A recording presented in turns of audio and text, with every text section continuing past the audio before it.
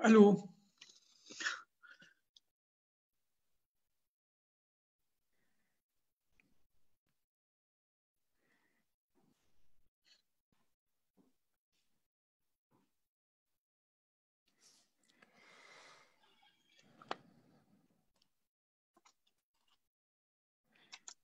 Je pense que maintenant,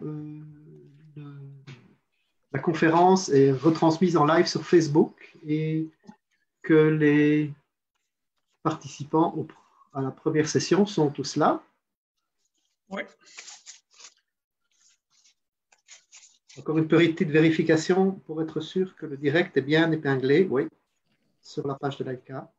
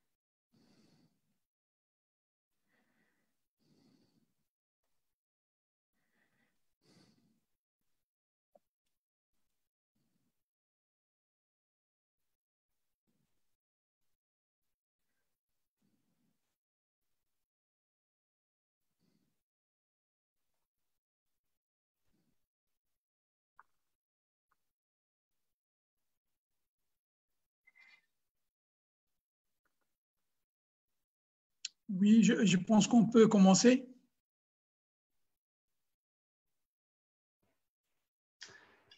Je pense que oui. On va activer le micro de Marcel. Vous m'entendez? Oui. Oui.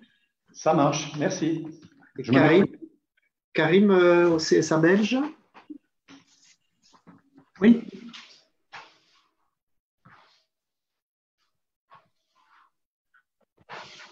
Vous m'entendez? Tout va bien? Oui, très bien.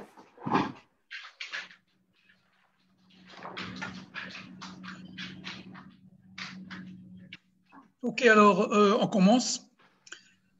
Écoutez, bonjour à toutes, bonjour à tous, chers collègues, présidentes et présidents des instances de la régulation, chers amis journalistes, les responsables aussi des médias de service public qui nous suivent aujourd'hui et que nous avons tenu à inviter parce que le débat de ce matin les intéresse et les concerne directement sur les médias de service public. Chers partenaires qui ont toujours soutenu aussi bien l'AICA que le REFRAM, réseau de l'organisation soutenue par l'Organisation internationale de la francophonie, qui continue à travailler, à partager les expériences, les idées, etc. entre les membres.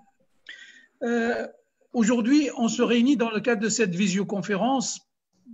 Bon, pandémie oblige, malheureusement, mais de toute façon, ce travail à distance a aussi un certain nombre de vertus et d'avantages, parce qu'aujourd'hui,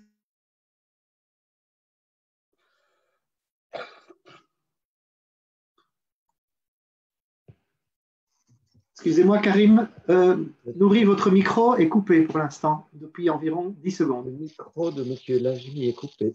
Ah, voilà.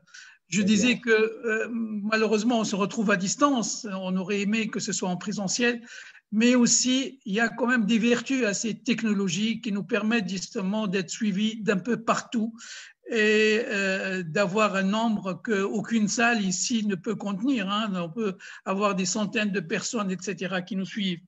Je tiens aussi à remercier, peut-être dès le départ, nos partenaires dans l'organisation de cette conférence, à savoir l'Ofcom Suisse, le CSA belge, Wallonie-Bruxelles International, qui se sont investis aux côtés de l'AECA pour organiser cette conférence sur un thème qui, il faut le rappeler, s'inscrit dans la feuille de route du REFRAM que l'AECA préside et qui, bien entendu,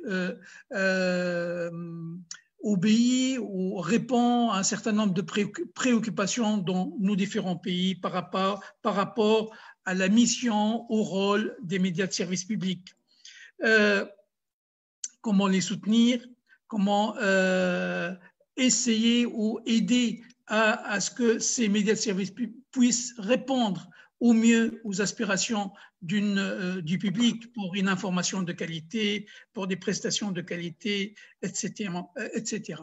Surtout à un moment où, un peu partout, ces médias-là connaissent des difficultés, il faut le dire. Même, on est passé même par des crises d'identité. Certains, comme le rappelle Pierre Trudel, un chercheur canadien, qui dit que certains éprouvent maintenant une espèce d'allergie par rapport aux médias de service public et ils disent qu'il faut absolument les abandonner parce qu'il y a trop d'informations et on n'a pas besoin d'investir de l'argent public pour des médias qui finalement ne servent plus à grand-chose, ce qui n'est pas vrai.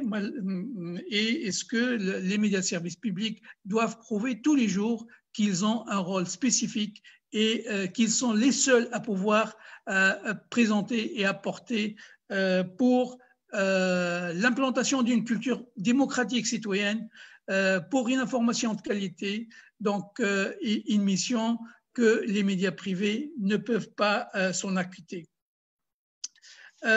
Aujourd'hui, bien entendu, les médias de service public, comme je disais, passent par des périodes difficiles. Mais heureusement, il y a de temps en temps des lueurs d'espoir. On va aujourd'hui parler, bien entendu, de différentes expériences, mais aussi dans le cas qui nous concerne, la Tunisie a pu quand même franchir une étape importante dans ce désir de réforme de service public par la signature d'un contrat objectif et moyen entre le gouvernement et le média de service public. On aura le temps d'en parler tout à l'heure, mais je ne vais pas être long pour ce mot d'ouverture et je vous souhaite donc la bienvenue. Je dois remercier nos chers panélistes qui ont accepté de donner de leur temps et de partager avec nous leurs expériences et leurs réflexions par rapport à cette thématique. Et bien sûr, je dois aussi remercier tous ceux qui suivent aussi le déroulement de cette conférence, parce qu'effectivement, il y va de l'avenir des médias de service public et il y va justement de cette mission d'intérêt public, l'engagement de tous ceux qui sont directement impliqués dans ce domaine, aussi bien journalistes, régulateurs, etc., et bien entendu aussi bien les politiciens que la société civile. Donc on est tous aujourd'hui interpellés et j'espère que la journée d'aujourd'hui nous apportera quelques éléments utiles à notre réflexion, qui vont alimenter notre réflexion et qui vont nous faire avancer justement dans notre démarche qui est parfois un peu difficile, il faut l'avouer. Merci à toutes et à tous. Et quand on commence, je crois que c'est Jean-François maintenant qui va prendre la relève pour faire le travail de modérateur. Bonjour à tous. Merci Monsieur le Président de l'AECA et du REFRAM pour cette introduction. Comme vous l'avez mentionné, cette conférence a été rendue possible grâce aux efforts de la présidence tunisienne du REFRAM, bien évidemment, mais aussi grâce au soutien du CSA, de la Communauté française de Belgique et de Wallonie-Bruxelles International, d'une part, et de l'OFCOM d'autre part. Et donc, je voudrais, avant que nous passions aux trois sessions qui nous occupent aujourd'hui, permettre aux représentants du CSA d'une part et de l'OFCOM d'autre part de me dire aussi un petit mot d'introduction. Et donc, j'ai le plaisir de passer la parole à M. Karim Bourg, président du CSA belge.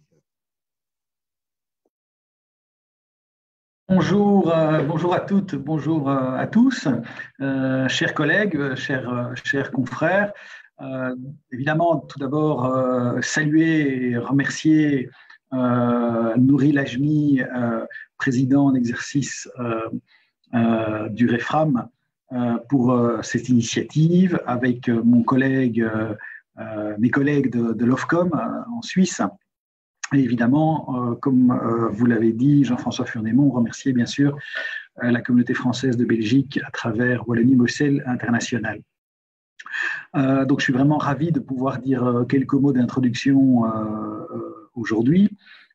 Évidemment, comme l'a dit Nouri, c'eût été sans doute plus agréable de se retrouver à Tunis ensemble aujourd'hui, et pas uniquement pour ceux qui viennent d'Europe en raison du climat plus clément qu'il y a en ce moment sur le pourtour méditerranéen, mais aussi pour des raisons évidentes de contact. Cette pandémie nous rappelle paradoxalement à quel point les contacts humains nous manquent. Mais bon, heureusement, nous avons cette technologie qui nous permet quand même de nous parler et d'essayer de continuer à travailler ensemble.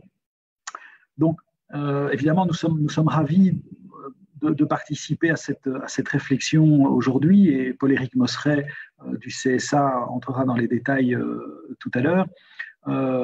Mais on m'a demandé de dire quelques mots notamment sur les rapports d'un régulateur avec les médias de service public dans le cadre culturel.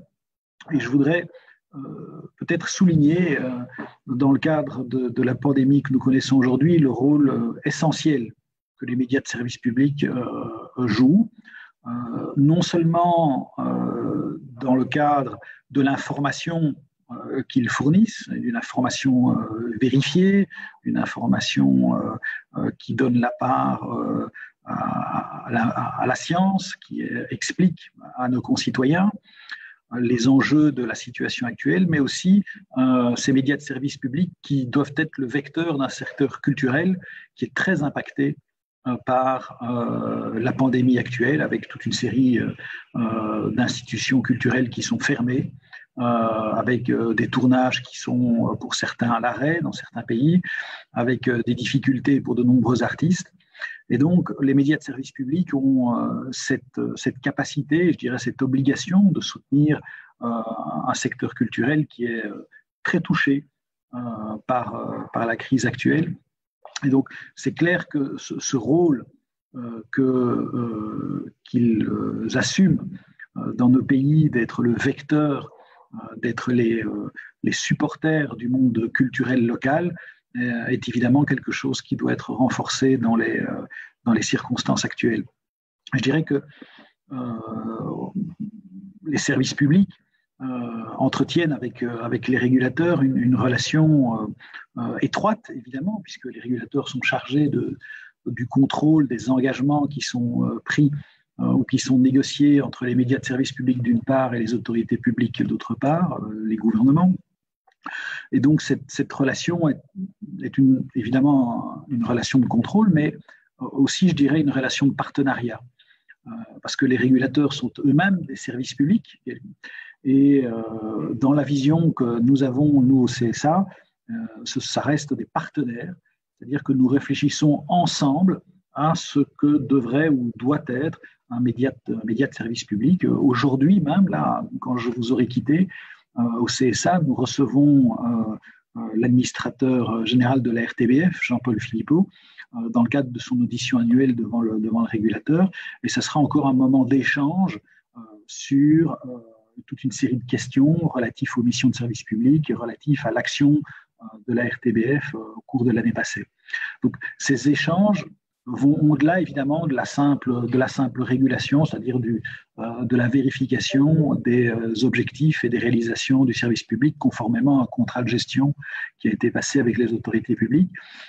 Et ça, c'est le rôle que nous souhaitons jouer. C'est vraiment un rôle de partenaire, un rôle qui nous permet de réfléchir aussi aux défis que doivent rencontrer l'ensemble des services publics aujourd'hui, qui sont depuis de nombreuses années dans une concurrence forte avec le secteur privé et qui, depuis 5-6 ans, font face à ce qui est sans doute la principale révolution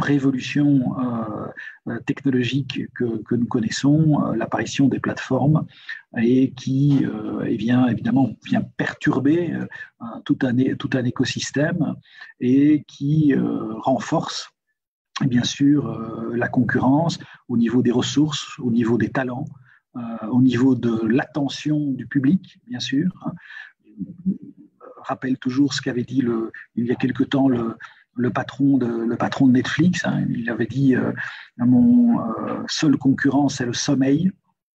Donc, c'est une phrase que j'ai retenue parce que c'est vrai que on a du mal quelquefois, nous voyons ce qui se passe dans nos pays, dans nos régions, mais cette concurrence globale impacte directement, évidemment, l'audience des médias et l'audience des médias de service public. Donc, il est important de continuer de les soutenir, évidemment, parce que les moyens ne sont pas les mêmes, les publics ne sont pas les mêmes, et il faut évidemment faire tout pour que l'audience des médias de service public ne devienne pas une audience résiduaire réservée à quelques privilégiés ou à quelques personnes qui s'intéressent à tel ou tel sujet. Et donc, réfléchir ensemble au rôle des régulateurs dans ce nouvel écosystème qui a explosé depuis quelques années est évidemment particulièrement important. Et je pense que le rôle de partenaire des régulateurs est quelque chose véritablement à renforcer, à côté des missions de régulation stricto sensu, mais le rôle de partenaire, de personnes qui réfléchissent à l'avenir des médias, à ce que doit être la régulation de demain, afin de permettre ce qu'on appelle en anglais le level playing field, un niveau régulatoire qui permette à chacun d'évoluer dans un cadre de compétition juste. C'est quelque chose qui est extrêmement important parce que, évidemment, ces plateformes ne sont pas soumises à ce stade au même type de régulation que les médias de service public et aux mêmes obligations, bien sûr. Donc, il est important d'avoir un volet régulatoire dans ce débat, mais il est aussi important de réfléchir comment développer des services publics qui restent, dont la mission est l'accessibilité au plus grand nombre, dont la mission est de fournir une information libre et de qualité, et entre autres de soutenir un écosystème culturel local dans sa diversité, dans son dynamisme. Je pense que le séminaire que vous organisez aujourd'hui doit nous permettre de réfléchir à l'ensemble de ces questions. Et évidemment, nous sommes particulièrement attentifs à tout cela, et nous sommes curieux d'écouter évidemment l'ensemble des contributions qui se feront dans ce cadre-là dans les heures qui viennent. Et je remercie encore les organisateurs de m'avoir proposé de dire un petit mot d'introduction. Merci beaucoup, M. Ibourki. Je cède en transition la parole à Marcel Regnautaux de l'Ofcom. Il va tenter d'introduire en 10 petites minutes le sujet de nos 3 sessions de la journée. Marcel, c'est à vous. Merci Jean-François. Tout d'abord, bien évidemment, je m'associe au président Nouri Lachmi et Karim Ibourki pour vous souhaiter la cordiale bienvenue à cet atelier virtuel, hélas, qui s'inscrit dans la droite ligne du programme d'action qui avait guidé la présidence suisse du REFRAM avant que nos amis tunisiens reprennent avec succès le flambeau. Pour en venir au sujet de notre visioconférence d'aujourd'hui, je commencerai peut-être par une constatation. Pratiquement dans tous les États modernes, on s'accorde à attribuer aux médias de service public, aux médias audiovisuels, un rôle essentiel pour le bon fonctionnement d'une société démocratique. Cela vaut aussi pour la presse, bien évidemment, là où les textes fondateurs ne se limitent pas à garantir la liberté de la presse, mais lui attribuent aussi une tâche d'intérêt public. Que ce soit dans le cadre des lois sectorielles ou organiques, ou même au niveau des constitutions, les missions assignées aux médias électroniques sont multiples. Certes, les mots peuvent varier d'un pays à l'autre, mais les attentes exprimées derrière les mots sont généralement les mêmes. Ainsi, on attend régulièrement des médias électroniques qui contribuent à la formation de l'opinion de citoyennes et citoyens, mais aussi qu'ils s'engagent dans le domaine de la formation, qu'ils assurent un divertissement de qualité, fassent la promotion de la culture, raffermissent la cohésion nationale et facilitent l'intégration des populations fraîchement établies dans les pays. En retour, l'État fournit certains avantages. Il octroie des licences et met à disposition des fréquences pour la diffusion des programmes et ou accorde un soutien financier aux éditeurs de contenu. De plus, l'État s'engage généralement à garantir l'indépendance et l'autonomie des médias. Le président Karim Bourki le disait il y a quelques secondes, l'éditeur de contenu et l'État nouent une relation qui peut s'apparenter quelque part à un contrat d'échange de prestations. Ils deviennent partenaires, ce qui n'exclut pas qu'il faille de temps en temps contrôler que l'éditeur remplisse correctement ses obligations. Et à qui incombe cette tâche?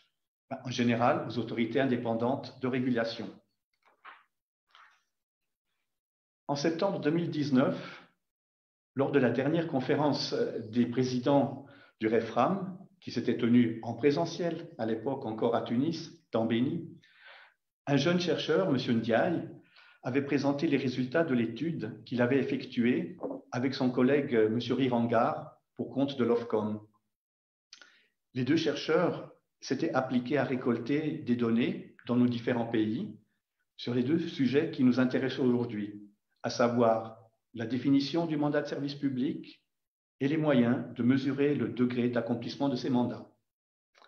Cette étude a été publiée depuis sur le site du REFRAM et je vous invite tous ardemment à aller la consulter parce qu'elle en vaut la peine.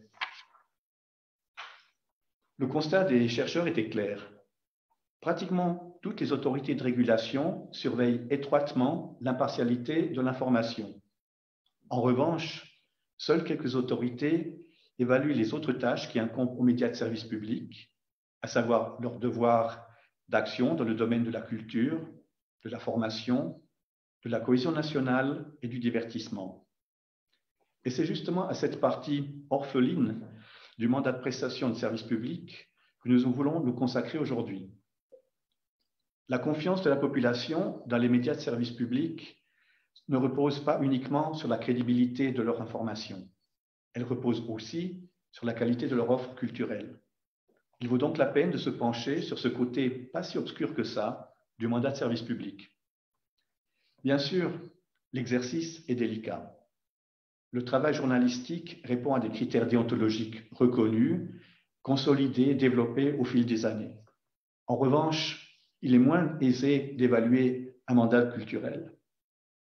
En outre, le rôle de l'autorité de régulation peut varier selon les domaines de sa surveillance. Autant l'autorité doit être intransigeante sur le respect des règles déontologiques, autant elle peut devenir facilitatrice dans le domaine de la culture. Nous en reparlerons cet après-midi. Le déroulement de notre atelier s'inspire du cercle vertueux de la régulation. Dans un premier temps, il convient... Dans un premier temps, je disais, il convient de définir clairement et de manière intelligente les attentes face aux éditeurs de contenu. Plus les éditeurs sauront ce que l'on attend d'eux, plus il leur sera facile d'orienter leur production et de se conformer aux attentes des régulateurs. Pour emprunter un terme à nos amis anglophones, nous parlerons donc d'objectifs SMART.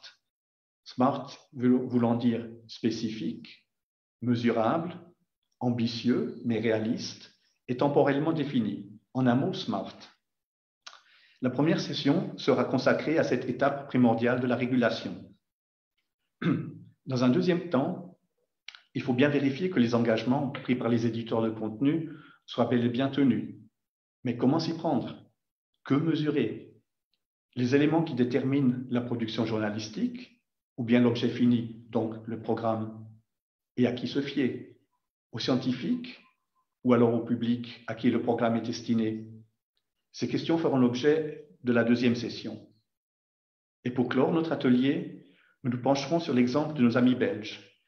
Ils nous démontreront comment une autorité de régulation s'y est prise pour accompagner les éditeurs de contenu dans l'amélioration de leur offre.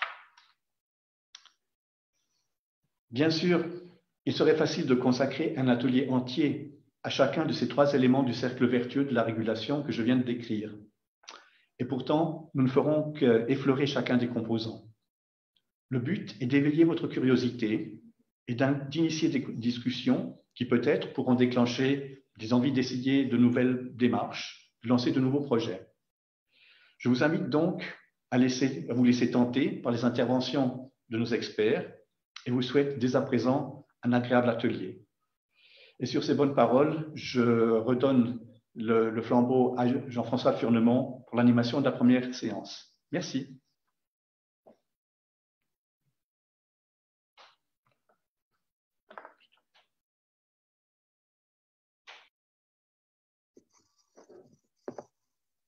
Merci beaucoup, Marcel, pour cette parfaite présentation introductive. Alors, nous allons pouvoir passer à la première session dont Marcel nous a brièvement dressé les contours. Notre première session s'intitule Bien commencer, définir de manière adéquate le mandat de prestation des médias de service. Alors, nous avions prévu de commencer la session par un panorama de bonnes pratiques de certains régulateurs européens qui auraient pu être fournis, par exemple, par le secrétariat de l'EPRA. Malheureusement, ça n'a pas été possible de concrétiser cette idée, et donc je vais d'abord prendre quelques minutes pour effectivement fournir quelques éléments d'introduction par rapport à la définition de ce mandat, et puis nous poursuivrons ensuite avec une expérience européenne et une expérience africaine. L'expérience européenne nous viendra de France et l'expérience africaine de Tunisie. Pour la France, le contrat d'objectifs et de moyens des médias de service public sera présenté par Madame Laure Leclerc, directrice de programme du CSA français. Et pour la Tunisie, le principe du contrat d'objectifs et de moyens dans un contexte africain sera présenté à 2 voix. D'une part, celle de M. Nouri Lajmi, le président de la AICA et président en exercice du REFRAM, et d'autre part, M. Mohamed Lassaddaïch, président directeur général de la télévision tunisienne. Alors, la première question qui se pose par rapport à ce mandat, c'est naturellement celle de l'accès au marché. Qui donne accès au marché aux médias de service public et sous quelle forme juridique?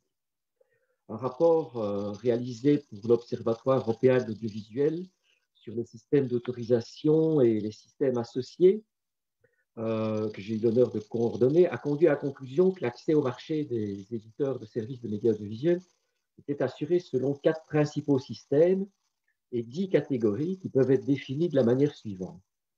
La première catégorie est la licence, qui est tout système par lequel l'autorité compétente, qui peut être le gouvernement ou l'autorité de régulation, a la possibilité de décider d'accorder ou de refuser d'accorder une licence à une personne qui en fait la demande, et où cet accès au marché est accordé pour une durée limitée.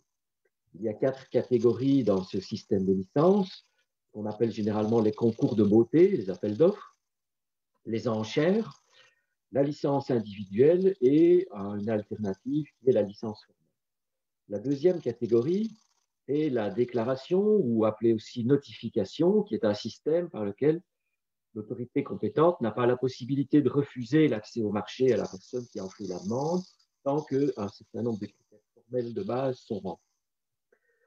Le service public est quant à lui un système par lequel une loi spécifique adoptée par le Parlement a initialement créé les médias de service public, et où en application de cette loi, un contrat spécifique peut également être conclu entre le gouvernement et le média de service public afin de détailler les obligations des 2 parties et d'encadrer les différentes offres linéaires et ou non linéaires des médias de service public.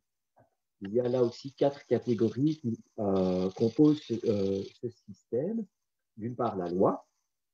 lorsqu'il n'y a pas d'autre cadre que celui qui est établi par une loi. Deuxièmement, la loi est le contrat, lorsque la loi est complétée par une couche réglementaire supplémentaire, un contrat ou tout autre document similaire, comme un cahier des charges, une convention, un mandat de prestation, qui est conclu entre les médias de service public et le gouvernement. La loi est le statut, lorsque la loi est complétée par un système où le média public va s'autoréguler. Et enfin, d'autres formes d'accord. Le quatrième système d'accès au marché qui nous occupera aujourd'hui est un système ouvert dans lequel tout éditeur de médias audiovisuels peut lancer un service sans autre obligation que celle de signaler son existence à l'autorité compétente. Alors, ce qui nous occupe aujourd'hui, c'est ce troisième système, celui du service public, et qui est le système le plus fréquemment utilisé en Europe pour permettre aux médias de service public d'accéder au marché. En Europe, il est présent dans 23 cas sur 29, à 6 exceptions près, dont la Bulgarie, la Lettonie, la Roumanie, la Slovénie et la Slovaquie, où les médias de service public doivent être notifiés à l'autorité de régulation. Et une autre exception est dans la francophonie, le Luxembourg, où il n'y a pas de médias de service public, mais un certain nombre d'obligations d'intérêt public qui sont imposées à un média privé. Alors, la répartition de l'utilisation de ces 4 catégories est la suivante. Dans environ la moitié des cas, il y a simplement une loi. C'est par exemple le cas en Autriche, en Espagne, en Irlande ou en Pologne. Dans environ un quart des cas, comme par exemple en Belgique francophone, en Belgique néerlandophone, en Italie ou aux Pays-Bas, la loi va être accompagnée d'un contrat. Le troisième système, qui est la loi et le statut, est un cas très particulier qui n'existe que dans un seul pays, qui est l'Allemagne, où les médias publics, en effet, sur base de la loi, s'autorégulent sans autre forme de texte juridique. Et puis, il y a d'autres types d'accords plus sophistiqués et plus complexes, avec différents niveaux, qui sont la France, dont on va parler aujourd'hui, le Royaume-Uni, Malte et la Suède. Alors, ces autres accords consistent principalement dans des situations où le rôle va être un rôle plus ou moins important va être joué par le gouvernement et ou par l'autorité de régulation. Le second aspect que je voudrais soulever en introduction à cette session, c'est celui des ressources techniques qui sont associées à ce mandat. Le service public est généralement associé à une forme de préemption légale pour la présence des chaînes sur la plateforme numérique terrestre, qui est accordée soit par le gouvernement, soit par l'autorité de régulation des médias, soit par l'autorité de télécommunications. Voilà donc pour la première question qui se pose par rapport à ce mandat, qui est celle de l'accès au marché.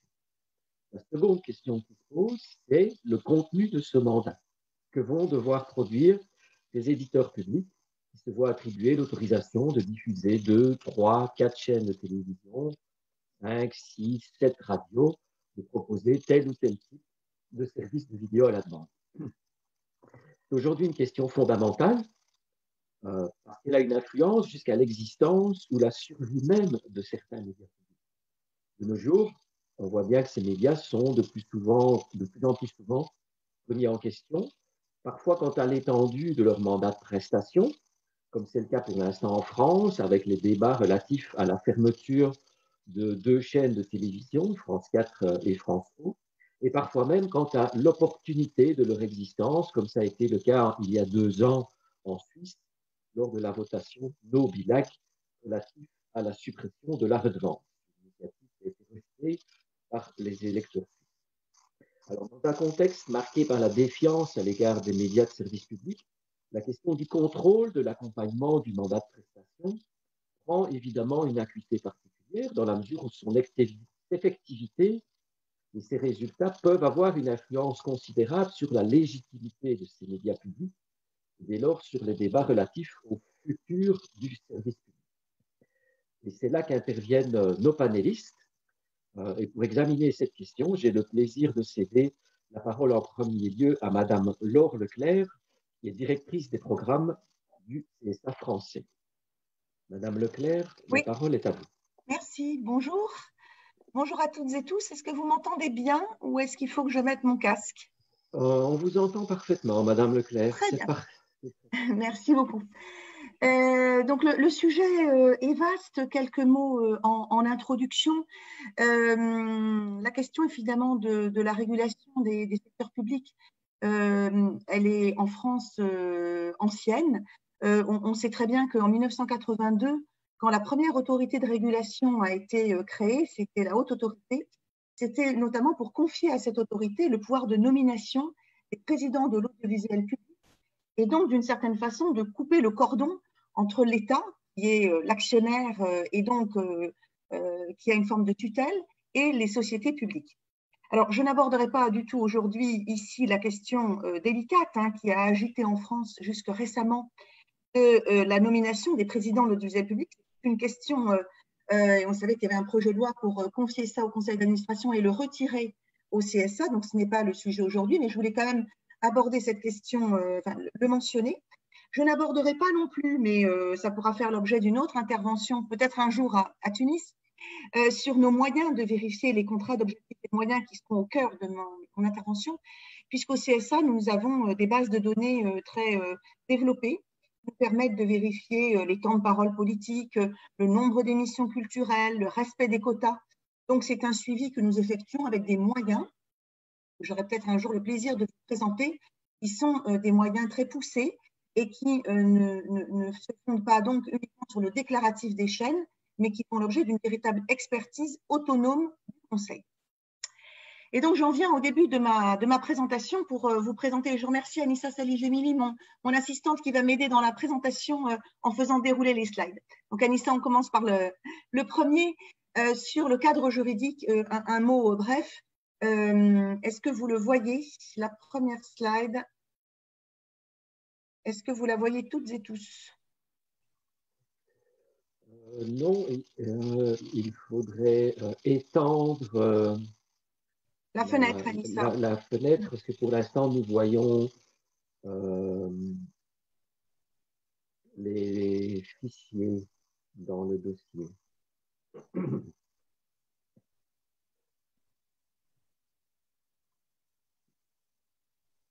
Alors, pendant qu'Anissa essaie de mettre en grand écran la présentation, je pense que ça va arriver. Je vais vous présenter le modèle français, ça ne va pas vous étonner parce que je pense que c'est le sommet de l'enchevêtrement de la complexité des strates de régulation. Il y a plusieurs acteurs qui interviennent bien sûr dans la régulation des sociétés publiques. Nous avons bien sûr la représentation nationale, puisque vous verrez que les missions, la détermination des sociétés publiques figure au niveau de la loi française, de la loi de l'audiovisuel. Nous avons ensuite des cahiers des charges, qui sont donc des actes réglementaires qui fixent les missions plus en détail des sociétés publiques. Et ça, ce sont des décrets qui sont donc pris par le gouvernement. Voilà, donc la présentation commence. On va passer à la première slide, donc le cadre public. Voilà, et je vais m'arrêter juste avant là-dessus. Nous avons ensuite des contrats d'objectifs et de moyens qui sont en fait liés à un contrat pluriannuel entre l'État et la société publique. Alors, je reviens juste la slide avant, Anissa, si c'est possible. Cette première slide, la slide précédente, c'était vraiment très rapidement pour vous montrer le périmètre de la compétence du Conseil. France Télévisions, bon là-dessus, de toute façon, on vous enverra la présentation, vous avez toutes les dates de com. Radio France, France Média Monde, avec chaque fois la date des statuts, etc. l'INA. En revanche, vous ne voyez pas apparaître Arte, qui est régi par un traité franco-allemand et qui ne relève pas de la compétence, c'est une compétence qui est intergouvernementale. Vous n'avez pas non plus la chaîne parlementaire, qui a un statut comme Public Sénat, un statut particulier. Donc, la slide suivante. Voilà, donc dans la loi de 86, vous avez un certain nombre d'articles qui concernent le secteur public. L'article 43.11, j'y reviendrai, ce sont les missions. L'article, c'est la slide après, Anissa, voilà. L'article 44 énumère les sociétés de services publics. L'article 53 sera sur les contrats d'objectifs et de moyens, l'article 48 sur le cahier des charges. Alors, d'abord, l'article 43.11, donc c'est ce qui détermine les missions générales du secteur public, toutes les sociétés du secteur public. Offrir au public un ensemble de programmes et services divers, satisfaire à l'exigence de qualité et d'innovation, respecter les droits de la personne, favoriser le débat démocratique, mettre en œuvre les missions de cohésion sociale, assurer la promotion de la langue française, concourir au développement de la diffusion de la création intellectuelle, favoriser l'accessibilité, développer de nouveaux services. Donc ça, c'est le socle de missions qui sont valables pour toutes les sociétés publiques. La slide suivante, Anissa, merci. Donc, vous avez cette répartition qui est assez étrange dans le système français entre ce qui relève du cahier des charges, c'est l'article 48, et ce qui relève du contrat d'objectifs et de moyens. Il faut dire que les contrats d'objectifs et moyens sont arrivés en droit français plus tardivement. Je reviendrai sur les raisons. Vous voyez que donc il y a une répartition des rôles entre l'article 48 et 53 qui en fait vont, il faut bien en être conscient, empiètent un peu les uns sur les autres. L'idée, c'était originellement que le cahier des charges, qui est un décret, fixe les missions d'une manière générale. Le COM, le contrat d'objectifs et de moyens, rentre plus dans le détail avec des indicateurs quantifiés et surtout, il comporte une annexe qui est une trajectoire budgétaire par laquelle l'État, et donc la tutelle des sociétés publiques, s'engage en contrepartie de toutes les obligations en matière de contenu à donner une trajectoire financière pour financer le secteur public sur plusieurs années. Donc, l'idée forte qu'il faut retenir du contrat d'objectifs et de moyens, c'est ce donnant-donnant entre la société publique et la tutelle qui, bien sûr, l'assure normalement, en principe, de moyens financiers durables. Et l'idée de ces COM, c'était de donner de la perspective, c'était de sortir finalement d'une vision annuelle, avec tous les ans la loi de finances qui vote le budget, c'était de donner aux sociétés publiques la possibilité de se déployer avec une visibilité un peu plus longue. Donc, on va voir dans la slide suivante, un peu plus en détail, les COM. Donc, je ne détaillerai pas forcément tout le contenu, je ne sais pas si vous en êtes d'accord, mais je vous ai mis tous ces éléments pour vous les envoyer après, pour qu'on puisse revenir plus en détail si vous le souhaitez. Là, donc, ces contrats d'objectifs et de moyens, le principe, il est inscrit à l'article 53 de la loi. Il fixe des axes prioritaires de développement, des engagements au titre de la diversité et l'innovation dans la création. On verra notamment que c'est ce fameux COM de France Télévisions qui porte l'obligation de 420 millions d'euros de financement de France Télévisions dans la production audiovisuelle et 60 millions dans la production cinéma. Et lors de sa reconduction, la présidente de France Télévisions a porté l'effort à 500 millions d'euros annuels pour le cinéma et l'audiovisuel. Donc, vous voyez, ce type d'engagement très précis. Également, un certain nombre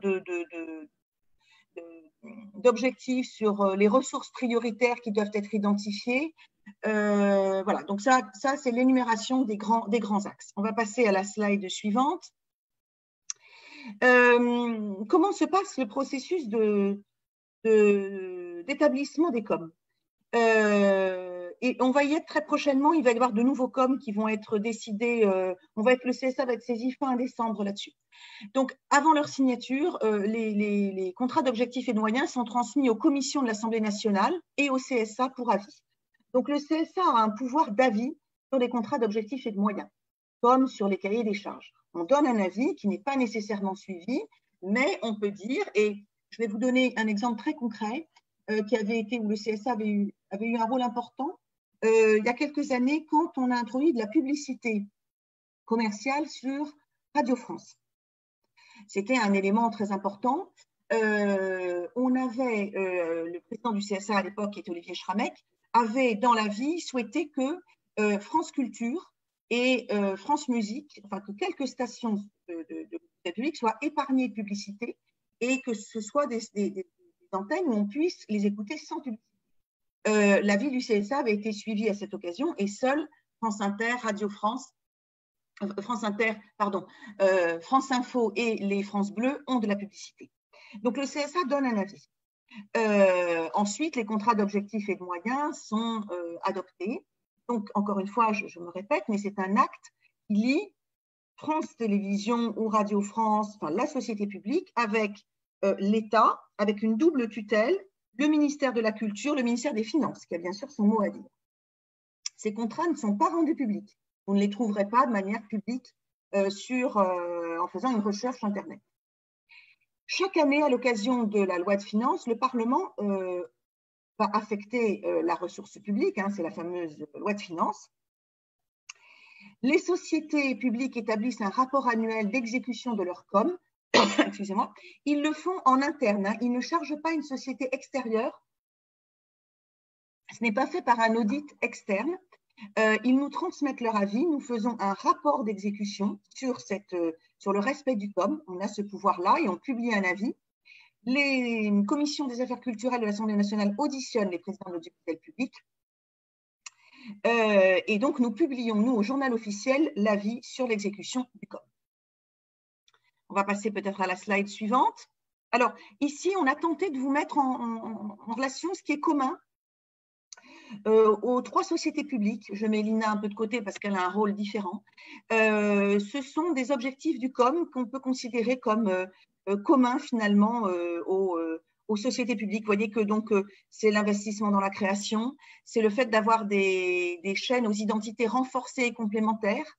Radio France a des objectifs très très forts en matière d'audience de tous les publics. C'est aussi le développement de l'offre régionale. On pourra revenir en détail. Je passe à la slide suivante. Ici encore, donc, des objectifs communs sur l'information, sur les développements numériques, sur ce qui rend spécifique les sociétés publiques des sociétés privées. Je passe au suivant.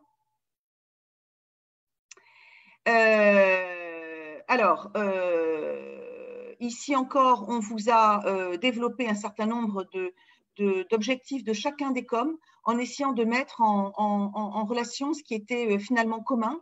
Vous voyez notamment dans le haut de la slide, ces objectifs-là touchent plutôt aux engagements en matière budgétaire et financier.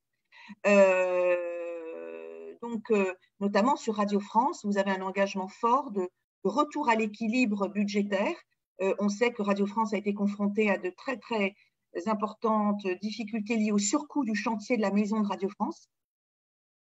Il y a également des engagements en termes de dialogue social, puisque Radio France a été affectée par un certain nombre de crises sociales avec des grèves importantes de la part du personnel. Donc ça, ce sont vraiment les objectifs communs relatifs à toute la partie budgétaire et économique. On va avancer, parce que le temps tourne. Le retour d'expérience et de perspective. Alors, lorsque le CSA fait son avis sur l'exécution du com, c'est un document qui est rédigé, bien sûr, hein, mais nous annexons un document où chaque fois nous indiquons pour chaque indicateur, ici on vous a pris France Télévisions, s'il est atteint, partiellement atteint ou non atteint. Je vais remonter, voilà, sur France Télévisions, le premier, Anissa. Je prends l'indicateur 1, c'est le niveau d'investissement dans la création audiovisuelle. C'est ce que je vous disais, 420 millions pour l'audiovisuel, 60 millions pour le cinéma. On va indiquer s'il est atteint ou partiellement atteint. Et ça fait l'objet d'un travail très, très détaillé que fait le CSA de chaque déclaration de financement d'une œuvre pour laquelle nous regardons ce qui nous est déclaré, nous demandons les contrats. Pour France Télévisions, on a demandé plus de 200 contrats pour vérifier tout ce qui nous était déclaré. Donc ça, on le fait grâce à nos outils de contrôle, grâce à nos bases de données. Donc, je vous ai mis donc chaque fois ce qu'on publie, si c'est atteint ou pas atteint. Et pour France Média Monde. Je reviendrai en détail hein, si vous avez des questions. Hein, là, je vais un petit peu rapidement. Pour France Média Monde, voilà les principaux, ici dans le com de France Média Monde, pour vous donner un exemple, un des principaux objectifs et indicateurs atteints, c'était le développement de la version hispanophone, que n'avait pas jusque-là France Média Monde. J'avance sur la slide suivante. Alors, ici, j'ai essayé de vous résumer les points positifs et les points négatifs des coms. Les points positifs, commençons toujours par le positif. Le premier point, c'est que les COM permettent une meilleure coordination entre les ressources et les obligations. C'est ce que je vous dis. Ce document a 2 volets, les objectifs en termes de contenu, la trajectoire financière. Ensuite, c'est une contractualisation de la régulation, c'est-à-dire qu'on sort d'un modèle qui est un peu lourd, qui est le modèle des décrets, qui est un acte réglementaire, pour être dans un document qui est un petit peu plus léger en termes de négociation entre les sociétés publiques et leurs tutelles. Donc, ce sont des obligations qui sont censées davantage refléter le contexte et les enjeux, puisque les cahiers des charges ont une durée de vie plus longue. Les COM, ils collent plus ou moins au mandat du président de la société publique. Donc, c'est quelque chose qui est censé refléter les engagements sur la base desquels le CSA l'a désigné lors de la procédure de désignation. Une prise en compte des enjeux stratégiques et de transformation, c'est vrai que ce sont particulièrement les COM des sociétés publiques françaises qui insistent sur la nécessité d'investir dans la numérisation, dans le développement numérique digital. Vous savez que lorsque le gouvernement avait demandé en 2017 aux sociétés publiques de faire un gros effort d'économie, il leur avait demandé à contrario d'investir davantage dans le numérique, 50 millions de plus. Et c'est ça qui est reflété dans les COM. Et enfin, l'élément que je vous ai cité, c'est une meilleure visibilité des ressources par rapport à ce qui était le système d'avant, qui était donc tous les ans, on votait le budget des sociétés publiques, mais on n'avait pas de visibilité pluriannuelle. Alors, les difficultés rencontrées, elles sont certaines. Hein. Je pense que l'exercice ici n'est pas de faire un exercice qui serait trop orienté. La première difficulté, ça a été la remise en cause régulière par l'État de sa trajectoire, de son moyen qu'il pensait allouer aux sociétés publiques. Pour des raisons diverses et variées qui tiennent aussi à la situation économique générale, il semblait normal à partir de 2019 jusqu'en 2022 de demander aux sociétés publiques de contribuer à l'effort d'économie budgétaire qui est demandé à tout un chacun en France. Donc, finalement, la trajectoire financière qui était très, très favorable, qui avait été décidée jusqu'en 2017, a été remise en cause et donc les sociétés publiques ont dû, alors même que leurs obligations restaient identiques, faire face à devoir trouver des économies très importantes. La deuxième difficulté, c'est que comme j'ai essayé de vous le montrer dans ces documents de comparaison, il y a un effort pour répartir ce qui est de l'ordre de la cahier des charges et ce qui est de l'ordre du contrat d'objectifs et de moyens, et pourtant, beaucoup d'obligations sont redondantes, se recoupent partiellement ou en tout ou partie. C'est un élément qui a été pointé par la Cour des comptes dans son rapport récent qu'ils ont fait sur les sociétés publiques. Ensuite, on a un petit souci de coordination entre nos avis CSA et puis le planning du Parlement. C'est-à-dire qu'idéalement, je vous ai dit, le CSA a un pouvoir d'avis sur l'exécution des COM. Il faudrait donc qu'on puisse donner notre avis dans les temps aux assemblées. Or, il se trouve que les assemblées, pour des raisons qui les concernent, décident parfois très tôt une audition de la présidente de l'audiovisuel public de France Télévisions, de France Médias Monde ou de Radio France, et nous ne sommes pas en mesure de fournir notre avis dans les temps pour que la représentation nationale puisse poser les questions les plus pertinentes. Et enfin, j'ai essayé de vous en présenter quelque chose d'un petit peu allégé, mais il y a une batterie d'indicateurs, hein, parfois on est à 15 ou 20 indicateurs pour chaque société publique. C'est très important, c'est peut-être trop nombreux, trop fouillis, parfois on perd un peu de vue l'essentiel. Donc, j'en arrive à ma conclusion, en espérant avoir tenu les délais. La conclusion, c'est donc quelle évolution pour les COM? Je vous ai dit, nous allons être saisis sur de nouveaux contrats d'objectifs et de moyens qui vont être plus resserrés. Alors, ça s'inscrit dans le contexte où vous savez que le précédent ministre de la Culture et de la Communication, M. Riester, souhaitait créer, un peu sur le modèle de la BBC, une France Média, une holding unifiée des sociétés publiques de l'audiovisuel. Alors, ça n'a pas été possible pour des raisons diverses. Donc, les sociétés publiques vont rester différentes.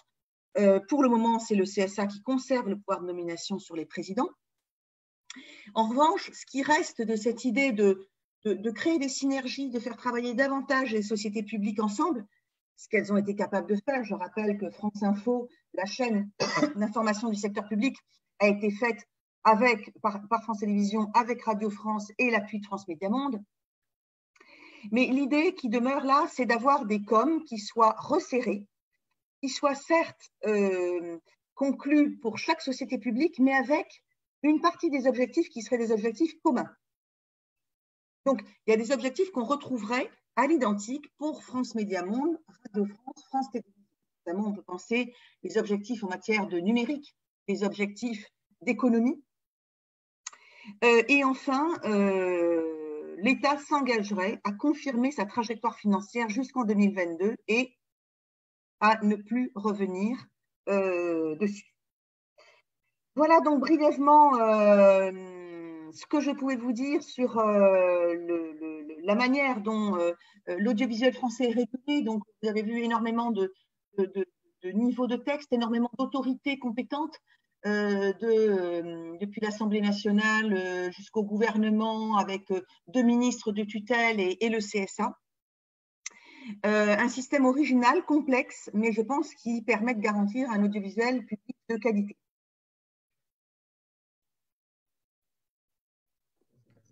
Merci beaucoup, Madame Leclerc, pour cette présentation très claire d'un système qui est effectivement assez sophistiqué et un système qui, malgré effectivement cette sophistication, pourrait en repousser certains. Eh bien non, puisque nous voyons que le système de contrat d'objectifs et de moyens tel qu'il est intitulé et fonctionne en France, eh bien, a fait des petits, si je puis dire, et que depuis maintenant 1 an ou 2, les médias publics tunisiens ont également conclu un contrat d'objectifs et de moyens avec le gouvernement tunisien, avec aussi une forme de contrôle et de reporting dans lequel l'autorité de régulation a son mot à dire à diverses étapes de la procédure, comme le fait le CSA depuis toujours. Et donc, j'ai le plaisir de passer la parole maintenant à M. Lajmi, à M. Daesh, qui vont nous expliquer comment ça fonctionne. Et puis, après leur présentation, donc restez avec nous, Madame Leclerc, s'il vous plaît. Après leur présentation, nous prendrons quelques questions qui soit sont possibles sur la page Facebook, soit seront possibles pour les spectateurs qui sont avec nous sur Zoom en levant la main. Voilà, donc je cède maintenant la parole pour une présentation à 2 voix entre le radiodiffuseur et le régulateur tunisien. Merci beaucoup, Jean-François. Merci, Madame Leclerc, pour cet exposé. Je dois aussi remercier M. Daesh, le PDG de la télévision tunisienne, qui est justement notre partenaire dans ce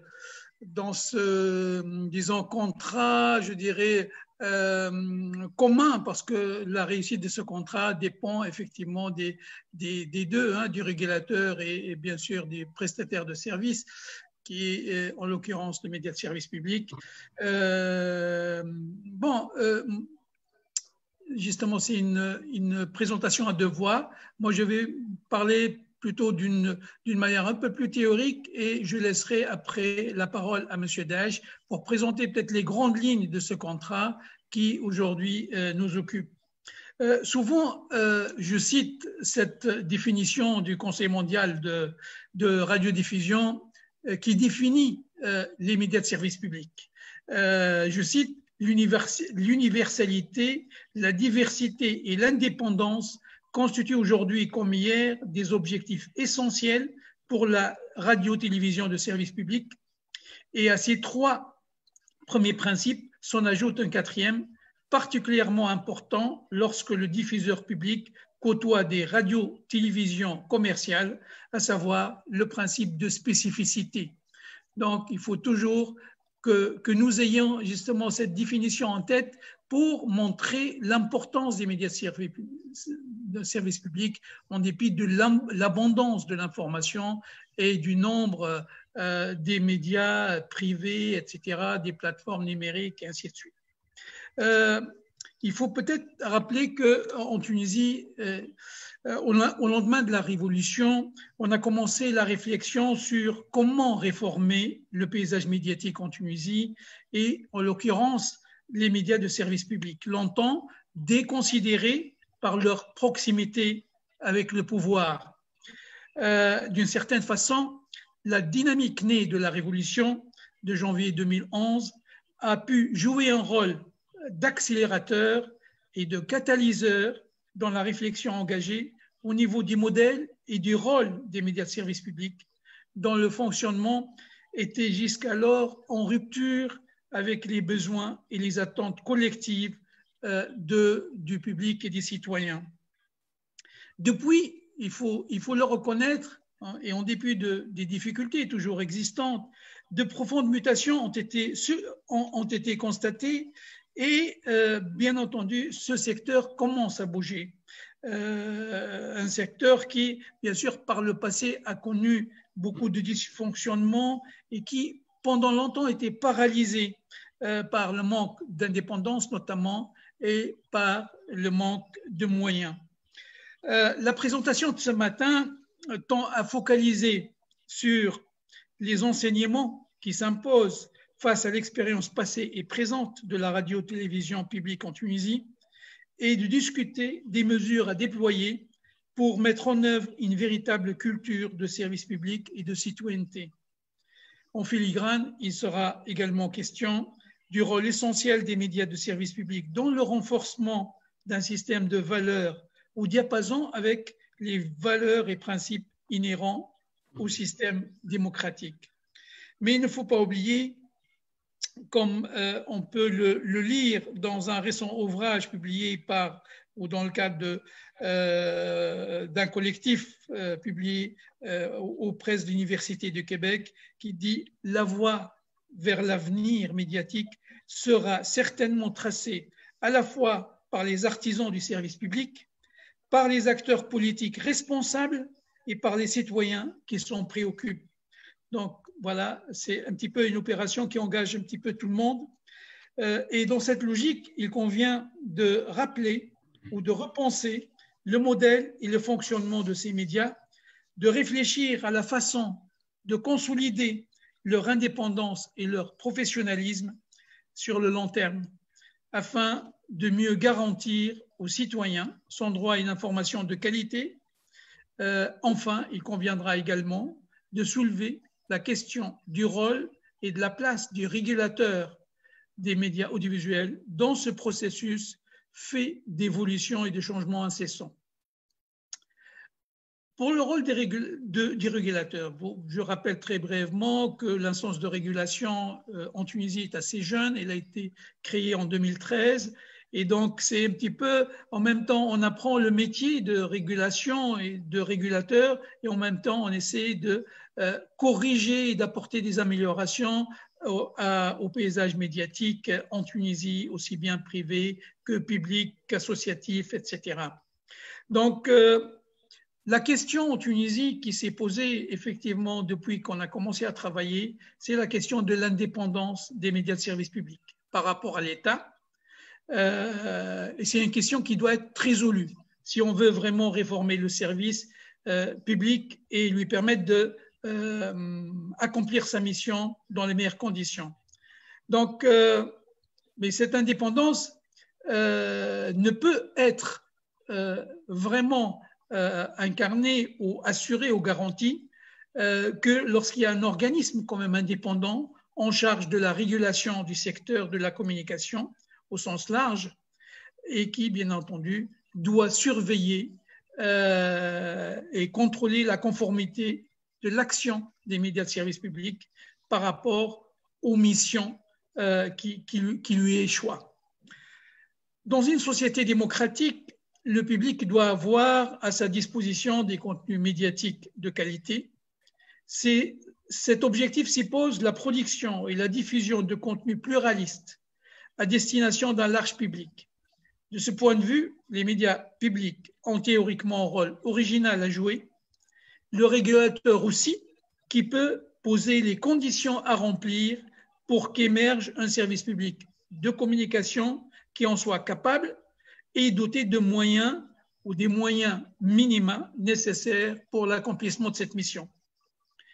C'est dans ce sens que le contrat objectifs et moyens que l'AICA a patiemment mis en œuvre entre le gouvernement et la télévision tunisienne et qui a été signé en août 2019 constitue en quelque sorte l'aboutissement d'un long processus et d'une démarche qui visait à assurer l'indépendance de ce service médiatique public et lui permettre d'avoir accès aux moyens nécessaires pour les objectifs inhérents à sa mission.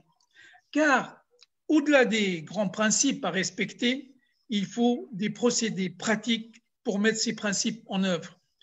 Le contrat objectifs et moyens est sans doute ce qu'il y a de mieux, notamment pour les médias de service public, pour s'assurer de la bonne exécution de ce contrat conformément à la mission et au rôle qui incombe à ces médias publics dans une société démocratique qui doivent justement voir leur identité renforcée. Ces contrats sont donc importants, comme l'a rappelé tout à l'heure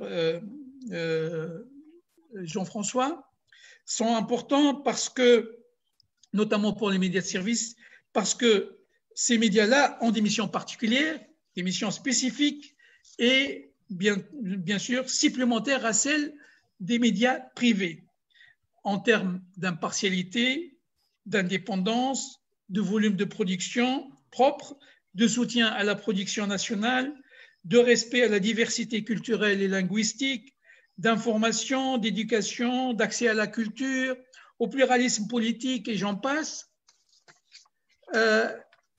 Parce que aussi ces médias de service public reçoivent une dotation de l'État pour accomplir leur mission. Celle-ci doit donc être précisément définie afin de veiller à ce que cette dotation soit utilisée à bon escient et au profit de l'intérêt général. Et à cet égard, il faut rappeler que le rôle du régulateur est fondamental, car il va être le garant du respect de ce contrat par les parties en présence. À cet effet, il va procéder grâce à un monitoring régulier et à des évaluations en cours de l'exécution du contrat. Il doit veiller à faire ces rapports et proposer d'éventuelles modifications au contrat en fonction de l'évolution du secteur. Le régulateur sera ainsi amené à une évaluation finale en fin de contrat sur la base d'indicateurs de performance et il sera aussi amené à arbitrer entre les parties du contrat, au contrat, les différents conflits qui peuvent surgir à l'occasion de sa mise en œuvre ou de l'interprétation de ses dispositions et sanctionner à la fin le non-respect, le cas échéant, des clauses du contrat. C'est ainsi que le régulateur occupe une place aussi centrale dans l'exécution du contrat de gestion du service public médiatique parce qu'il joue le rôle de rempart, selon l'expression du Canadien Pierre Junot, il constitue un rempart entre le pouvoir politique et la radio-télévision publique. Dans ce nouveau contexte, et grâce notamment au contrat objectifs et moyens, que les médias de service public, avec leurs exigences propres en matière technique, esthétique et démocratique, peuvent prétendre aujourd'hui, étant donné les travers dont font trop souvent preuve les médias de service privé, ils peuvent prétendre à répondre aux nouvelles aspirations de liberté et de démocratie. Investis d'une mission claire avec les ressources nécessaires pour s'en acquitter et jouissant d'une réelle indépendance par rapport au pouvoir, ils peuvent logiquement répondre aux droits des citoyens à une information de qualité et participer ainsi à la réconciliation avec le public. De la sorte, Ils peuvent être les garants de son adhésion à un projet social redéfini par l'expression d'une culture enfin libérée et d'une identité nationale fièrement affichée dans sa richesse et sa diversité. L'AECA est en train de préparer son premier rapport d'évaluation que nous sommes en train justement de préparer dans le cadre du projet de jumelage avec le CSA belge et l'INA en France. Donc, c'est notre première expérience en tant que régulateur de contrôler justement l'exécution de ce contrat entre la télévision publique et le gouvernement. Et bien entendu, jusqu'à présent, c'est un début très encourageant et il y a un bon climat de collaboration entre le régulateur, qui est l'AECA, et la télévision pour le bon fonctionnement de l'exécution de ce contrat et pour justement aboutir aux résultats escomptés. Donc, j'ai le plaisir maintenant de céder la parole à M. Lassad Dej, qui est PDG de la télé, qui va partager avec nous, bien sûr, les principales dispositions de ce contrat et éventuellement quel changement ce contrat a entraîné jusque-là ou ce qui est susceptible d'entraîner maintenant au cours des mois à venir, etc., vu que ce contrat est quand même assez récent et on commence juste à nous familiariser avec ses obligations, etc. Donc, Jean-François, à toi la parole. Merci beaucoup, Monsieur Lajmi. En effet, comme l'a mentionné Madame Leclerc, l'existence d'un contrat, il peut avoir un certain nombre d'avantages. Il a aussi un certain nombre d'inconvénients qui sont, dont la victime ou le bénéficiaire, dans un cas ou dans l'autre, est en premier lieu évidemment le média public. C'est le premier concerné. Et donc, c'était effectivement très intéressant, après ces deux points de vue de l'autorité de contrôle, de voir comment effectivement ce type de contrat est vécu par un média public. Surtout que nous avons ici la chance d'avoir un média public qui l'année passée, vivait dans ce type de contrat et peut donc effectivement nous expliquer comment ça change la manière de s'acquitter de son mandat de prestation une fois qu'il est fini d'une manière effectivement plus précise et plus détaillée dans une nouvelle forme juridique.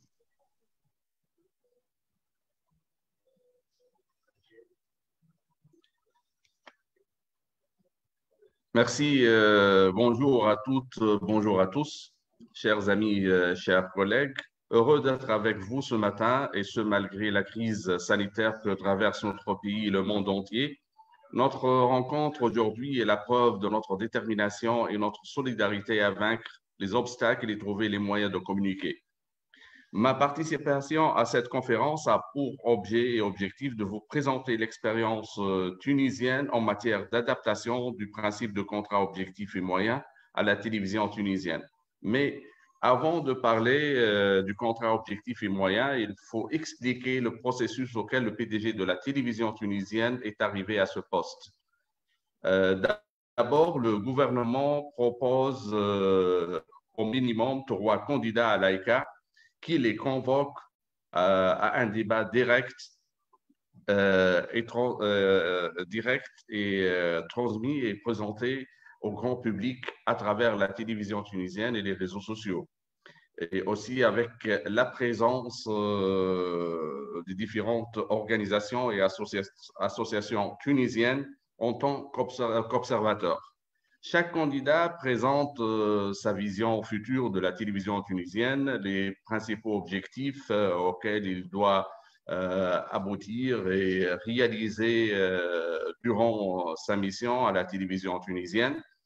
Le débat qui est direct doit être abouti à une sélection la sélection du meilleur contrat objectif et moyen et du meilleure proposition pour la réforme de la télévision tunisienne. Le PDG ou le candidat choisi doit passer après à la proposition d'un contrat objectif et moyen qui doit être rédigé d'une manière de collaboration avec le gouvernement et l'AICA aussi. Après la signature du contrat, il commence sa mission au sein de la télévision tunisienne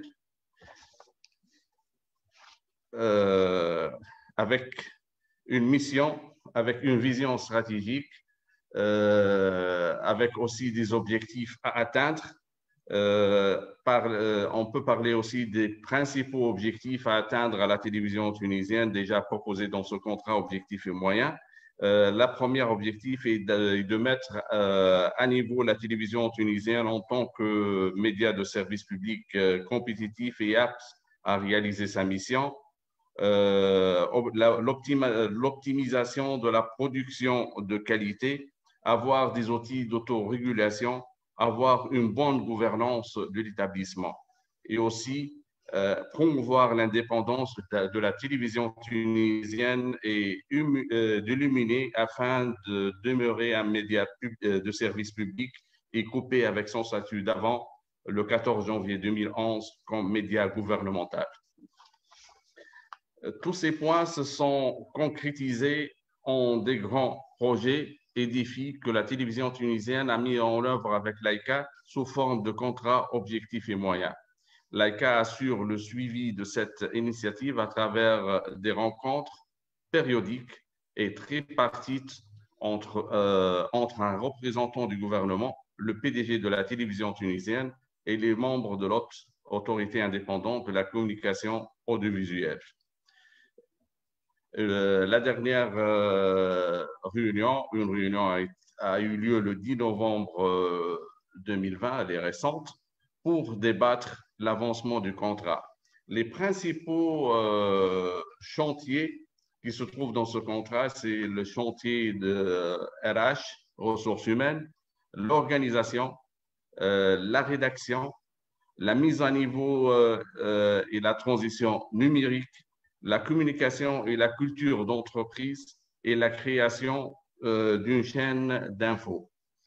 À propos des KPI ou des indicateurs de performance, il y a tout d'abord le PDG doit assurer des livrables parce que pour commencer à travailler et commencer ces chantiers, il faut faire des études de diagnostic profondes pour avoir la visibilité claire et le tableau de bord clair sous forme d'une analyse SWOT auquel le PDG doit savoir les points forts et les points faibles pour continuer son chemin et arriver à réaliser les objectifs déjà proposés et rédigés dans le contrat objectifs et moyens.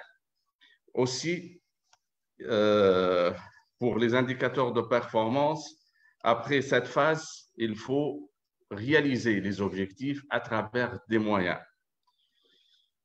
Mais vous n'êtes pas sans savoir que le côté financier est important pour accomplir ces projets malgré les efforts fournis dans ce sens.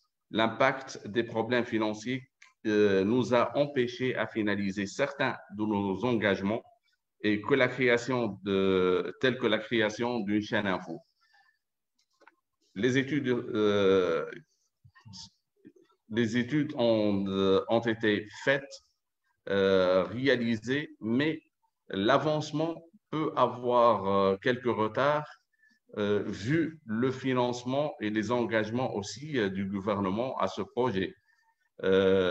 Normalement, on va continuer les études, on va avoir quelques projets réalisés au sein de la télévision tunisienne avec des moyens propres en attendant le financement de l'État pour assurer les méga-projets ou les grands projets à réaliser dans le futur proche.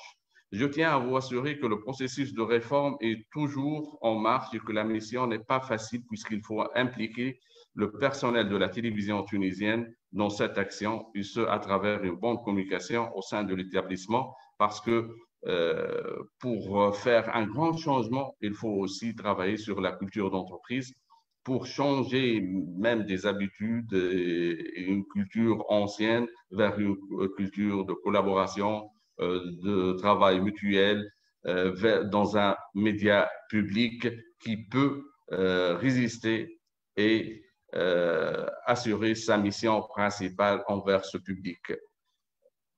Merci pour votre attention. C'était une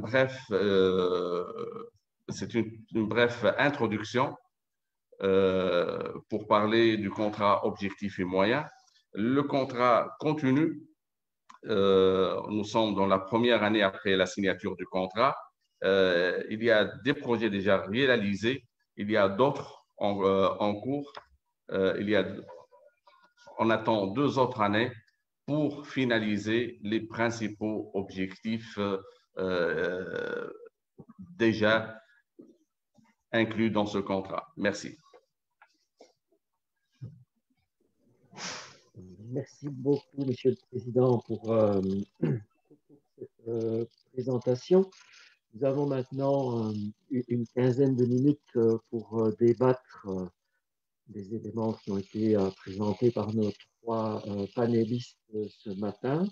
Donc, j'invite les participants à la conférence qui le souhaitent à poser une question. Et nous avons également en ligne sur Zoom un groupe de spectateurs qui sont également invités à poser leurs questions. Pour ceux qui ne sont pas encore familiers avec l'outil que nous utilisons aujourd'hui pour poser une question, il suffit d'aller en bas et de cliquer sur l'onglet « Participants ». Vous verrez apparaître la liste des participants et vous verrez ensuite, il y a un onglet qui vous permet de lever la main.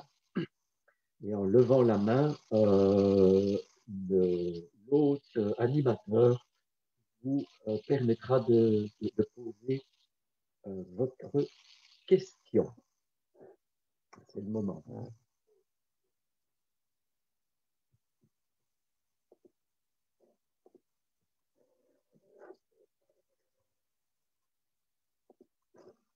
Alors, dans l'attente éventuelle de certaines mains qui se lèvent, est-ce que je pourrais poser une question là? Voilà. Une main qui se lève. Je n'ai pas vu la petite main, là, je n'arrive pas à retrouver ma main. J'aimerais bien poser une question, si vous permettez. Oui, pas de problème. Madame la présidente de la ACA du Maroc, qui est avec nous et qui interviendra cet après-midi dans le 3e panel, je vous cède bien volontiers la parole. Très bien, merci beaucoup, Monsieur Fournémont. Je prends la parole pour la première fois, donc j'aimerais remercier notre président du REFRAM, Sinori Lajmi, et tous ses partenaires pour nous permettre de nous retrouver en ces temps difficiles d'angoisse un peu collective, de crise sanitaire et d'humanité masquée. C'est d'avoir choisi le thème du service public vraiment est une invitation à réfléchir ensemble sur un thème dont l'importance revient, notamment après tout ce qu'on a pu vivre pendant le confinement. Et donc, je me réserve le plaisir d'intervenir cet après-midi, mais je voudrais juste là poser une question à Sinori ou bien à Monsieur le Président, directeur général de la télévision tunisienne par rapport à ce qu'il y a dans le contrat programme. Nous, au Maroc, on appelle ça le contrat programme. Donc, le COM au Maroc, ça s'appelle le contrat programme. Et donc, j'ai écouté avec intérêt ce qui vient de nous être dit sur l'audiovisuel public tunisien et son contrat d'objectifs et de moyens. Ma question est sur comment est-ce que c'est comment est-ce que le projet et l'itinéraire et le processus de transformation numérique du service public d'audiovisuel en Tunisie est conçu et projeté dans ce programme, parce que tous nos services publics de l'audiovisuel notamment vivent cette accélération de l'histoire de la communication un peu avec difficulté, parce qu'on leur demande de continuer à être des médias classiques, d'être les fédérateurs, d'être ceux qui s'adressent, ceux qui doivent être un média de masse qui parle à tout le monde, et en même temps on leur demande aussi d'avoir d'ailleurs, c'est important pour eux d'exister aussi dans l'espace numérique, et on a vu qu'il y a eu déjà des réflexes très intéressants. En tout cas, au Maroc, on a eu très, très bonne agilité numérique pendant le confinement. On a vu le service public vraiment aller sur ce segment-là et rencontrer ça en public. Mais alors, par rapport au contrat-programme, l'idée, ce n'est pas uniquement d'outiller le service public numériquement, mais vraiment de l'aider à cette transformation qui doit lui permettre d'avoir des métiers nouveaux au sein de l'audiovisuel public, d'avoir des réformes au niveau du management, de la gouvernance, de s'installer vraiment dans cet âge digital pour réussir à ne pas apparaître comme une survivance dans cet espace de la communication digitalisée, globalisée, et alors que d'autres ont les coudées franches, les médias privés ou les médias électroniques ont des coudées franches, lui, il a des missions. S'adresser à tout le monde, mais pas prendre les gens individuellement, produire une information qui n'est pas uniquement une information qui doit être diffusée par le digital, mais qui doit être conçue par le digital. Donc voilà, ma question, c'est comment cela est traité dans le com de l'audiovisuel public tunisien, parce que nos situations entre le Maroc et la Tunisie sont très proches. C'est pour ça que je ne poserai pas la question ou CSA ou belge ou français, mais je pose la question à la Tunisie pour cette proximité-là. Voilà, donc qu'est-ce qu'il y a dans ce contrat-programme en ce qui concerne la transformation de l'audiovisuel public en transformation digitale? Merci. Merci. Si vous permettez, M. Nouri, je prends la parole. Oui, oui, bien sûr. On a comme objectif principal, c'est de devenir un média intégré.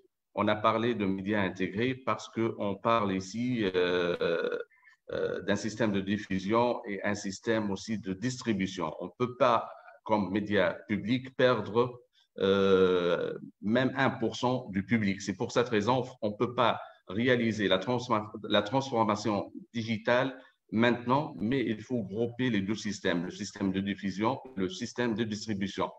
C'est pour cette raison qu'on parle ici comme objectif, c'est de devenir un média intégré dans 2 ans qui nous reste, parce que le contrat objectif et moyen s'étale sur 3 ans, il nous reste 2 ans. Dans ces 2 ans, il faut arriver à réaliser ce projet principal. Pour réaliser ce projet, il faut travailler sur 2 volets, même 3. Le premier volet, c'est la formation et la mise à niveau du personnel, des producteurs de contenu. Il faut les adopter à ce nouveau système de travail. En plus, il faut travailler sur l'organisation et le système de travail, c'est le workflow. Avant, on travaille pour la diffusion. Chacun de nous a une tâche bien déterminée et spécifique. Maintenant, on parle du journaliste multimédia.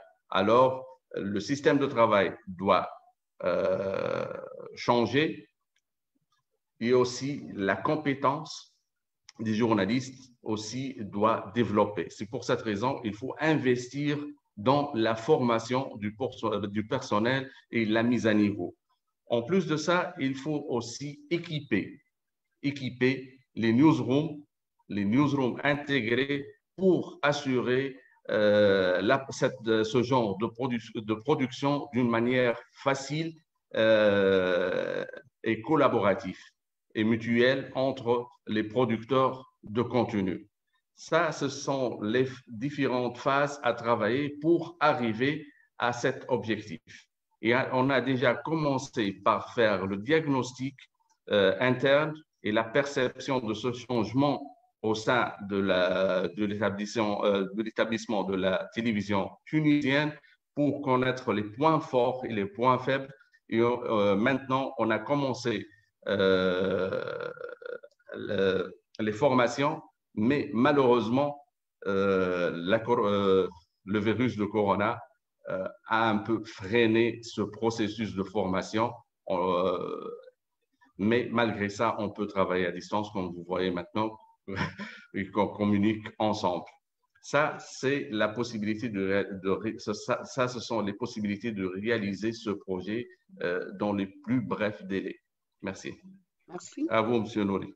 J'aimerais peut-être ajouter 2 mots parce que, vu la spécificité de la situation tunisienne, bon, comme dans d'autres pays aussi de la région ou d'Afrique et tout ça, maintenant, on avait besoin vraiment de renforcer l'indépendance des médias de service public.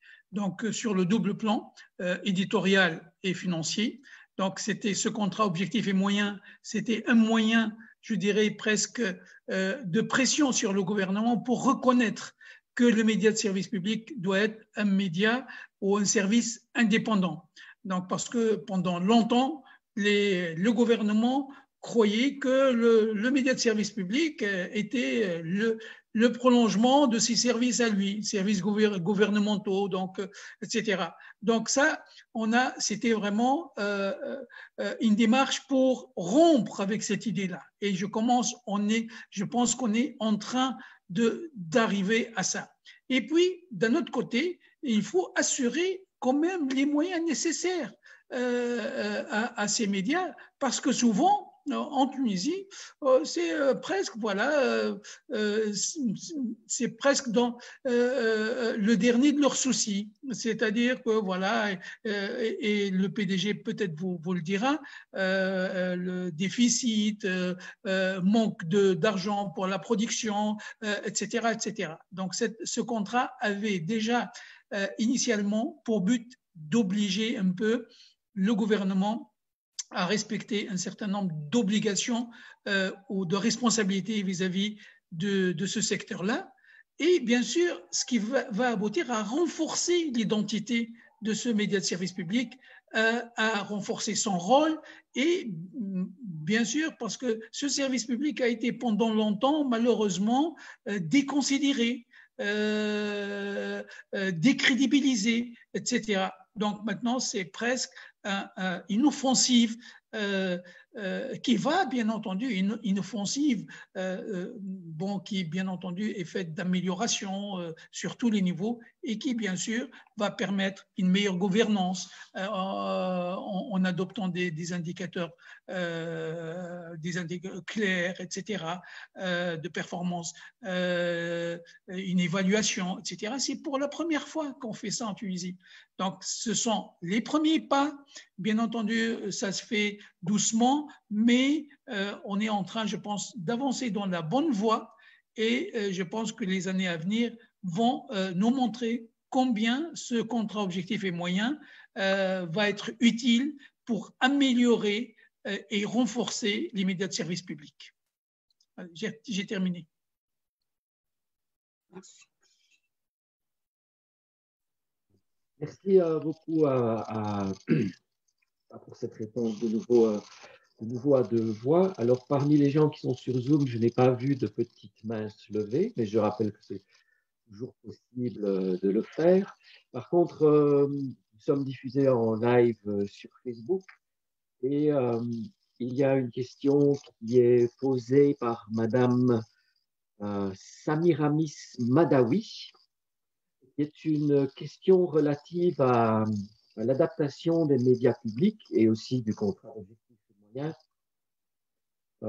d'une part à une ère de plateformisation et donc d'audience fragmentée sur diverses plateformes numériques, donc comment intégrer cet aspect dans un contrat d'objectifs et de moyens, comment aussi ce contexte de numérisation, de plateformisation influence d'une part la stratégie digitale des médias publics et d'autre part leur financement. Donc je pense que c'est une question qui pourrait effectivement être brièvement traitée par M. Daesh et peut-être éventuellement aussi par Mme Leclerc. Je pensais notamment au débat qu'il y a pour l'instant en France sur quelle est la place de certaines chaînes de télévision. Est-ce que c'est sur la TNT? Est-ce que c'est en numérique? Est-ce que c'est plus du tout de certaines chaînes? Donc, ça pose effectivement la question de l'ampleur du mandat dans un univers numérique fragmenté. Peut-être M. Daesh, d'abord par rapport à ces deux points d'influence sur le financement et la stratégie.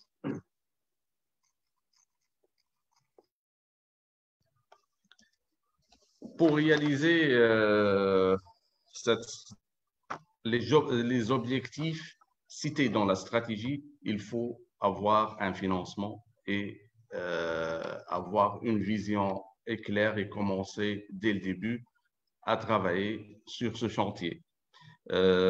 S'il y a un problème de financement, il y a un retard au niveau de la réalisation d'un objectif ou un autre.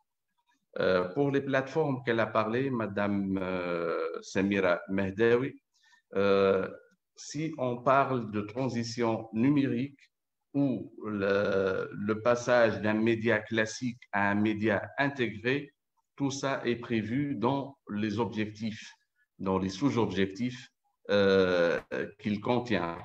Alors, si on veut distribuer les contenus, si on parle de distribution de contenu, alors on va changer le système de diffusion vers un système de distribution qui se base sur les plateformes. Et on parle ici de CDN, on ne parle pas de Téléport, les organisations qui assurent la diffusion, mais on parle ici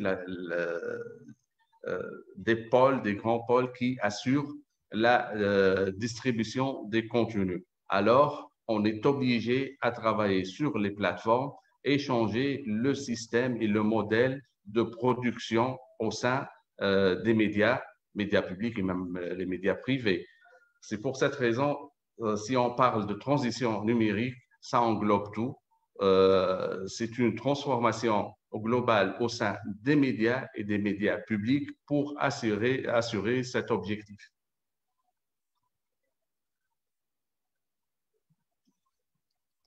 Merci, M. Daesh. Donc, je proposerai rapidement, puis nous conclurons notre première session pour faire une petite pause, de donner la parole à Mme Leclerc aussi sur la manière dont, dans ses avis préalables, dans le suivi que vous avez mentionné annuel, comment on prend en compte ce changement de paradigme au sein du marché qui se plateformise. Oui, alors tout d'abord, ce que je tiens à dire, c'est que même lorsque, à partir de 2018-2019, on a demandé aux médias publics de faire des économies en matière et donc de contrôler leurs charges, le gouvernement n'a jamais demandé de faire des économies sur la partie numérique. Au contraire, il leur a été demandé d'investir et que justement les économies qu'ils faisaient sur d'autres postes soient redéployées sur les développements numériques. Avec une stratégie très ambitieuse, le secteur public est peut-être finalement de toutes les chaînes en France celui qui a la stratégie la plus avancée de média global. C'est-à-dire qu'un média global au sens que l'ambition des représentants de France Télévisions, c'est que finalement, le navire amiral, ce ne soit plus les chaînes, ce soit la plateforme numérique France TV.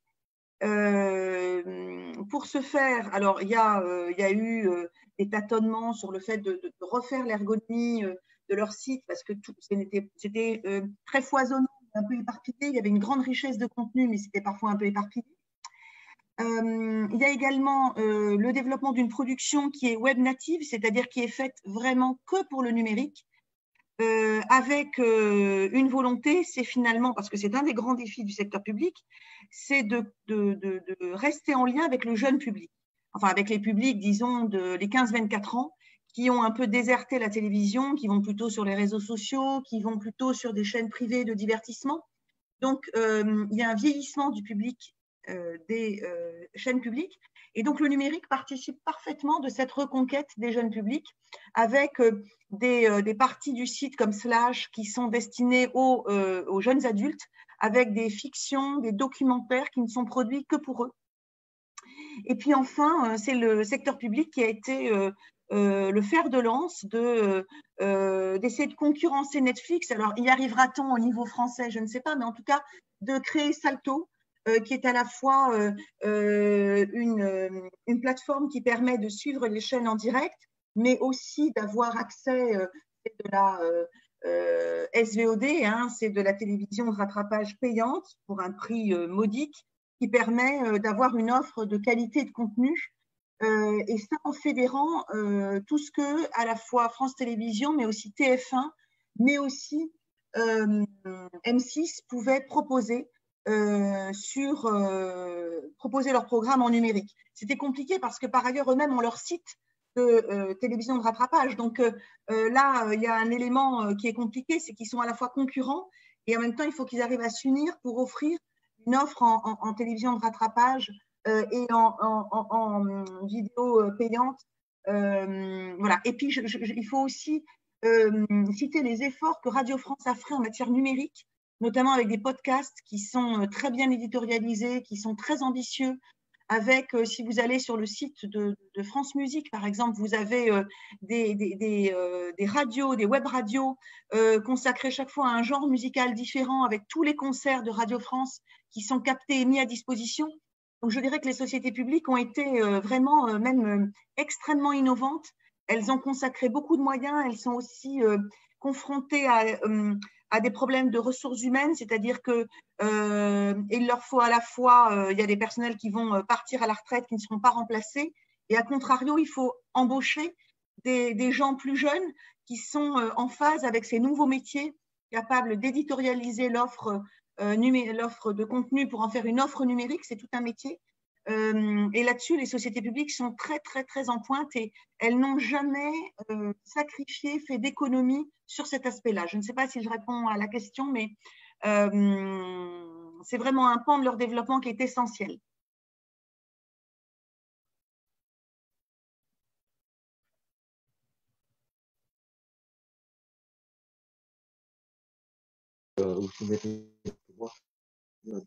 Vu la fin de l'intervention de Mme Leclerc. Je vous remercie effectivement d'avoir mis en avant les gros efforts qui sont faits par les médias publics pour être effectivement présents sur toutes les plateformes et continuer à toucher tous les publics. Je remercie nos trois panélistes. Je libère tout le monde pour une très brève pause café. Je vous donne 11 heures pour la deuxième session de notre conférence. À tout à l'heure. Merci, à tout à l'heure.